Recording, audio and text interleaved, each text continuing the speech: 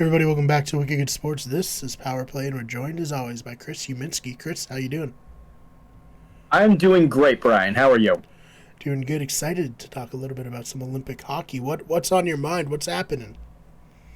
So, the first thing is that the NHL did announce that they will participate in the Winter Olympics in 2022, which that's exciting. I think the games are. I might be in the minority here, but I like seeing the pros play. There aren't a whole lot of opportunities to see professionals actually going up against each other, representing their home countries. At least not in this sport. Most of international hockey is played at the junior level. Right. So you never get to see a lot of these big names going up against each other. And then so, I don't know about all of you out there, but I am a huge Winter Olympics nerd. I love watching hockey, curling, all of that. But today we started to hear some names for who's going to be on Team USA, who I will be covering for mostly. All right, who we got? So we've got Johnny Gaudreau, who's an excellent player. Austin Matthews from the Maple Leafs. Patrick Kane from the Blackhawks. Of course. Is on there. Jack Eichel, who's on the Sabres, and he's from Boston. Nice.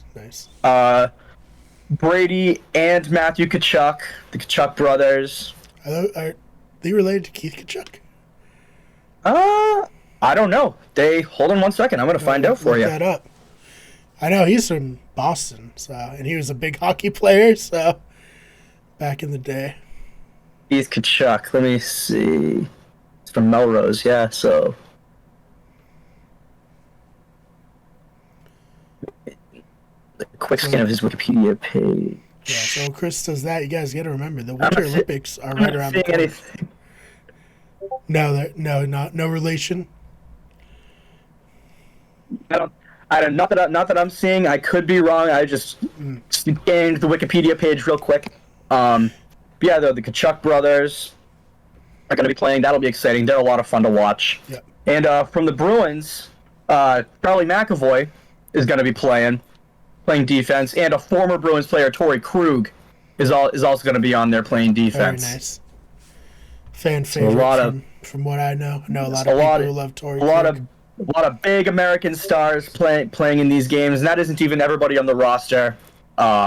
I could go on and on and on about all these players that are on there, but those I think are the big ones to watch out for. To get back to the Bruins, there's a lot of Bruins players going to be playing for various countries. We already know that Patrice Bergeron and Brad Marchand are going to be on Team Canada. Of course. Linus Ullmark, who's one of our new goaltenders, is going to be playing for Team Sweden. And David Pastrnak is going to be playing for the Czech Republic. We already know. So it's going to be a lot of fun to look for them. But a noticeable absence from this is going to be Tuukka Rask. Tuukka Rask is a staple of Team Finland normally, but he's out with this ridiculous injury that he had to have surgery for, even though he played in the last game of the playoffs, but we're not going to go into that. But we don't need to go back there. But yeah, he will not be playing for Team Finland because he has to recover. So that's a big loss for Team Finland. Yeah, no, I mean, honestly, he's the only player I could name from Team Finland. So I can't imagine that they're going to be, too great in this Winter Olympics. Like I was saying earlier, this is in February, right? This is coming up. Yes. People forget because of COVID bumping the Summer Olympics back. People probably aren't expecting the Winter Olympics to come so soon. But yeah, we're right there, man. It's all happening. I love the Winter Olympics. I love watching them. There's nothing about the Winter Olympics I don't love. Yeah, no, it's super fun. This year, where is it? Beijing this year? Yes, right? Beijing. Yeah. So I thought it was an interesting spot to have it, but probably wouldn't have been my first choice. Hey, last time they hosted the Summer Olympics. That's when Michael Phelps won all those medals. Maybe Team USA can emulate that. That'd be nice. Team USA consistently does really well in Olympic hockey. The biggest competition is always Canada. Of course. Yeah. Obviously. My favorite part about international hockey is the USA-Canada rivalry. Then, of course, there's going to be Russia, the Russian Olympic Committee, whatever you want to call it. They're gonna be playing also. Russia has the other major professional hockey league in the world, so they're gonna have all their big stars on their team, plus some NHL guys. So they're gonna be a lot of fun to watch. Yeah. Team Sweden is also going to be like that. They're going to have a lot of NHL players. I already mentioned Lena Solmark. Probably Anders Bjork, who used to play for the Bruins, will be playing for them. And then Team Denmark is in it this year. And Denmark has never been in the hockey tournament.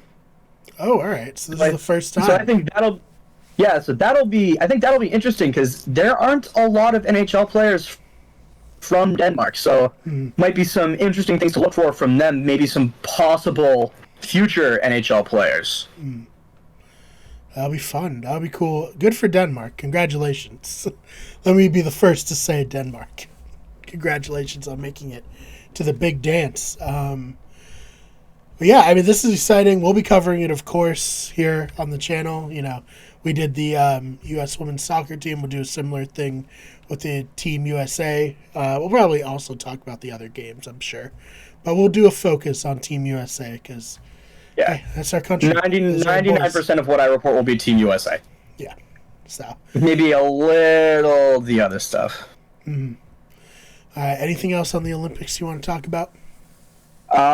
Nope. I think that'll do me for now. Nice little preview there. You'll hear a lot more from me as we get closer. And if anything new comes up, there is one more thing. For another little Bruins angle there. Okay. Canada announced their coaching staff, and among those are Bruce Cassidy, who's going to be an assistant for Team Canada, and Bruins general manager Don Sweeney is also going to be a team coach for Team Canada. All right, so we're losing everyone over the border. Be interesting to see what they bring to Team Canada. So I guess I'll cover a little bit of Team Canada just for that. Just for the Bruins angle. I like it. I mean, it is a good point because it's like the coach, general manager, and then a bunch of the players, so it makes sense. Yeah, like Patrice Bergeron has been a star for Team Canada for as long as I can remember. Right. So makes sense. All right, so I want to shift gears into something not as lighthearted or fun. Yeah, so this is more of a local story for those of us in the Boston area, but it is getting more and more national attention. You never like to hear about things like this. I don't know about you, Brian, but high school hockey is pretty big around here. We have a lot of big prep schools around that kids will go to just to play hockey. I already mentioned in a past episode Cushing Academy. But an 18-year-old player named Jake Thibeault, who's from one of my hometowns of Fitch, Massachusetts, he was playing for Milton Academy, and he took a very, very nasty hit to the boards. He has spinal cord damage. He was rushed to the hospital. They think that he might be paralyzed for life. There is some chance, but it's a shame to hear this happen. There is a GoFundMe page for his family to help with their medical expenses. So I guess I just wanted to bring some attention to that because this is a great and talented kid who got hurt. He's already being looked at by NHL scouts. And if it's Milton Academy, I have to assume that the Bruins might be looking at him also. Of course, yeah. It's a shame to see that kind of talent possibly be wasted. We don't know if he's going to come back from it or not, but it's a pretty serious thing. So please donate to the GoFundMe. Help his family out. Yeah, we'll have the link to the GoFundMe at the top of the description. Then I'll probably clip this out and put it on Twitter with a link to the GoFundMe. So if you're watching on YouTube, you're watching on Twitter, go there. If you have if you have anything to donate, that's great. If you can just share it, even that's great too. I donated $5. That's all you need to do. Yeah, so a really sad situation, but I do think like you said, since it's a local store, you want to give that a little bit of air. Get that out there. Yes. All right, Chris. Anything else you want to touch on before we get on out of here? Nope. I think that'll do it for me. All right.